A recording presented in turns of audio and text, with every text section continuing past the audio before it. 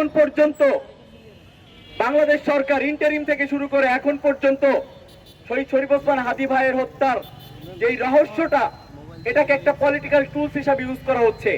যখনই তেলের দাম বাড়ে, যখন হামে শিশু মরে, যখন ফেরিঘাটে বাস ডুবে যায়, বা যখন দেশে একটা সংকট তৈরি হবে, তখন আস্তে করে একটু নাড়া দিবে যে হ্যাঁ, খুনিকে আমরা বাংলাদেশে আনতেছি।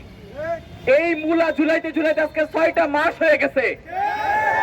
আমরা যখন প্রথম শাহবাগে আন্দোলনের নামি, আমরা যখন হাদি চত্বরে আমরা লাগাতার আন্দোলন চলতেছে, তখন কি বলা হয়? তখন বলা হয় আমরা নির্বাচন বানচালের ষড়যন্ত্র করতেছি। আমরা তো নির্বাচন দিলাম, আপনাদেরকে ক্ষমতায় বসালাম, এখন আমেরিকার দালালি ছাড়েন, ভারতের দালালি ছাড়েন। বাংলাদেশের আজাদির প্রশ্নে আপনারা এখন যদি সেটা না পারেন, তাহলে দালালি করেন, প্রকাশ্যে করেন।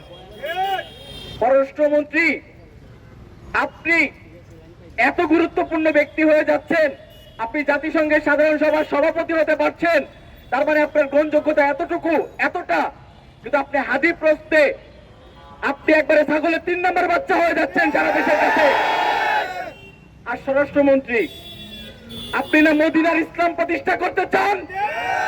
আপনি বাংলাদেশের ইসলামী প্রতিষ্ঠা করেন, আপনি ইনসাফ কায়েম করেন হাদি প্রশ্নে।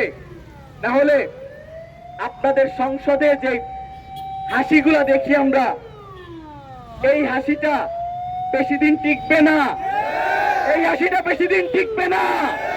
শহীদ শরীফ ওসমান হাদীর আদর্শ, নৈতিকতা, ওসমান হাদীর রাজনীতি মতাদর্শ আমাদের মায়েদের অন্তরে, মায়েদের আত্মার ভিতর পৌঁছে গেছে।